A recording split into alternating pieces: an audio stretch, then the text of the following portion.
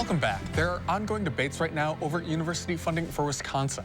Now, the state legislature withheld more than $30 million this past budget cycle, telling the UW that they could use the funds if they promised to eliminate positions in diversity, equity, and inclusion across the university system.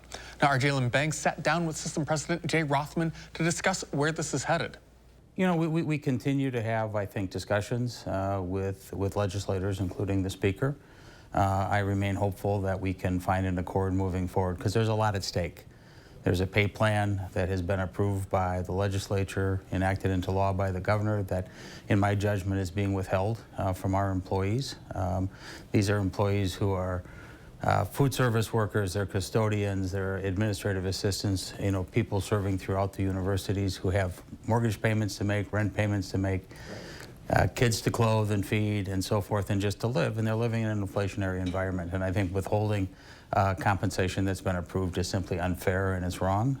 We have an engineering building in Madison that needs to be built to provide the number of graduates that our state needs and to house world-class research. I mean, we continue to, I mean, I've been pretty clear, I think, about my views on DE&I. I think it's important. Coming from the private sector, I saw how the private sector viewed it. I was in Milwaukee last week and was at a session that was hosted by Rockwell Automation and Johnson Controls, and they talked about the importance of having a diverse workforce in their companies. So I think the private sector supports it. On the university side, we want to continue to evolve our DE&I efforts around student success. You know, recruiting, retaining, and graduating students, but looking at diversity much more broadly. Certainly it is underrepresented groups without question, but it's veterans, it's disabled students, it's first-generation students, it's students of different religious faiths and beliefs, it is students of different political ideologies. All of that is combined within the concept, from our perspective, of diversity. And if we're going to hit our target of increasing the number of graduates from our universities by 10% by 2028, we need to be inclusive to everyone, and that's important for Wisconsin.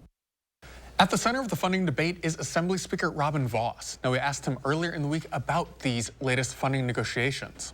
So hopefully, once we're able to conclude some kind of a deal on changing how we deal with diversity, equity, and inclusion, we'll be able to have that come up. We have the engineering building, we have the pay raises. They're all kind of part of one big package. We also asked him specifically about a series of ads run by UW-Madison putting pressure on lawmakers to pass funding for what the campus calls much-needed renovations to its engineering building. Here's what Vos had to say. I checked with my office. They have done the campaign. We have had 3 people contact my office. So you can say whether or not that's successful. I don't think that we really need an ad campaign to know that we want more highly educated students in Wisconsin to stay here. I think, as I also mentioned, that the programs at Platteville and Green Bay, also excellent engineering programs, aren't full, nor is the one at UW-Milwaukee. So we don't want to say that the only place that a great engineer can be trained is at UW-Madison. That's one of the places, but it's not the only one. When we come back, the latest on the impeachment watch for the state's top elections official. We'll be right back after this.